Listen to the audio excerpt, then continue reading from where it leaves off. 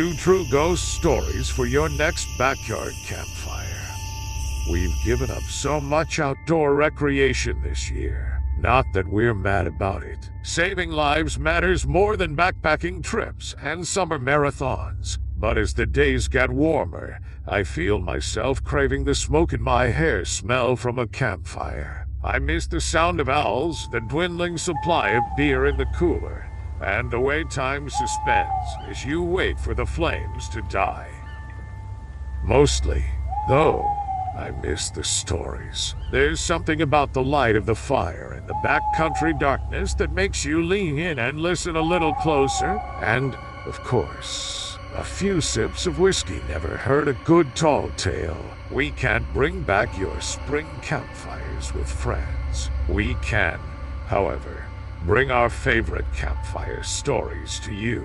Save these two for retelling when things return to normal, or tell them now over a Zoom call with your friends.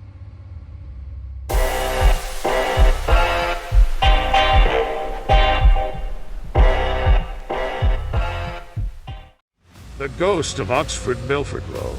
The Storyteller, Brad Culp. When Brad Culp was a student at Miami University in Oxford, Ohio, there was a rumor that the town was one of the most haunted places in America. When Culp started an on-campus magazine, he couldn't wait to write about several of the area's most famous phantoms. Not long after his story published, though, he kept finding himself thinking about one ghost in particular, the ghost of Oxford Milford Road. As the story goes, many decades ago, probably sometime in the 1940s, there was a young man courting a young woman in a rural part of town. Because the woman's parents didn't approve of the match, each night he visited under the cover of darkness. After her parents went to bed, the young woman would sneak out of her farmhouse and flash the lights of her parents' car 3 times. Then her young suitor would ride his motorcycle down the road. One night he took the turn right, before her house a little too sharp, says Culp. The motorcycle went one way, he went the other. His injuries were so severe that he did not survive. Rumor has it, however, that his love-struck ghost still haunts this stretch of Milford Road. Curious, Culp, his girlfriend, now his wife, and a friend decided to head out there one night to see if they could verify the tale. His girlfriend was worried she'd be completely freaked out. She believes more in that stuff than I do, Culp says. But he was mostly concerned that his suspicions that none of this was actually true would be confirmed. On this particular night, as Culp passed the abandoned farm, an idea came to him, and he pitched it to his girlfriend. How could she not say yes? Though reluctant, she relented, and Culp turned a short way into the farmhouse driveway. He killed the engine and flashed his lights 3 times. No joke. There was a single headlight that appeared 3/4 of a mile down the road. Culp says, "You saw it start to come, going pretty slow. It kept coming and coming.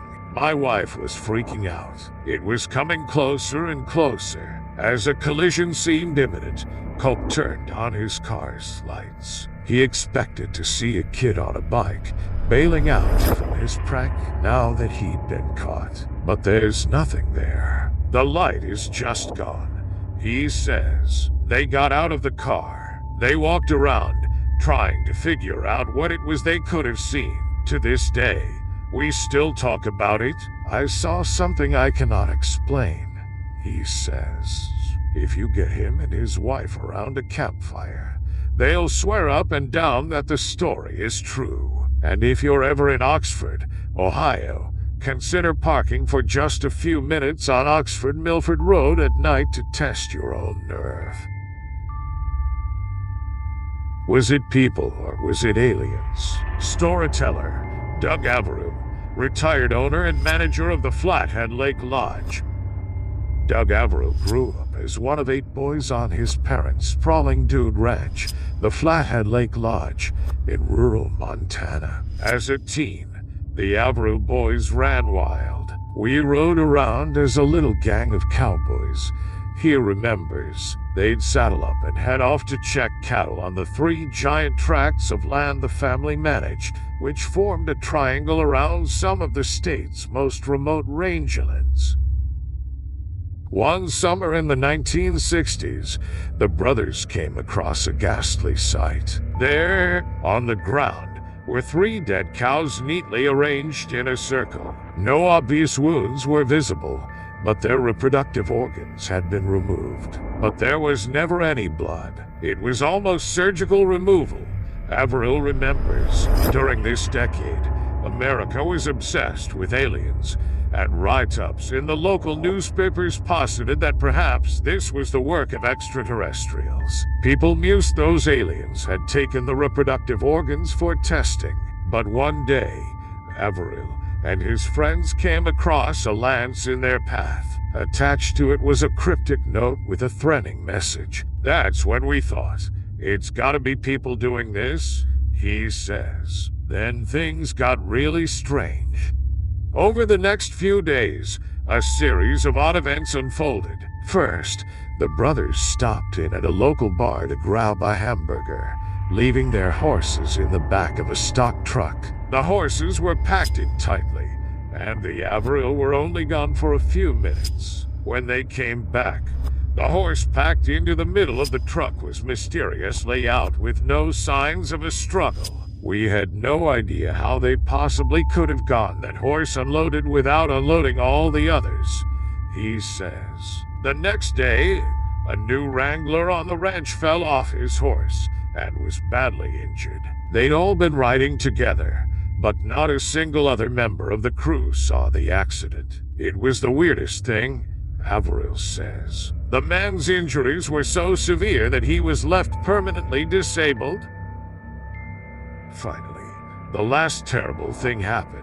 An old camp cook drove out to meet the brothers and ride for a day. But when he arrived, the tailgate on his stock truck had somehow gone missing, even though it had been there when he'd loaded up.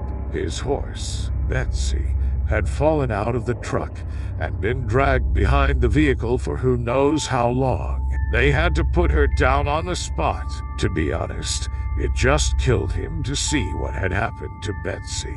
We probably should have put him down, too, remembers Averill. Those 3 events were just boom, boom, boom, 3 things in a row that were so weird all tied together, because they were right after we saw that spear. He remembers 3 things, like the 3 dead cows left in a circle. Averill used to tell the stories from that summer around the campfire quite a lot, but over the years, he's gone new stories, and so they've been shifted out of rotation. Besides, they're awfully grim, but he recently got a call about a downed bull, a buffalo. It was out in one of the most remote parts of his ranch. A neighbor had seen a pack of 16 wolves, and normally, wolves don't bother buffalo. But 16 of them. I thought, well, maybe.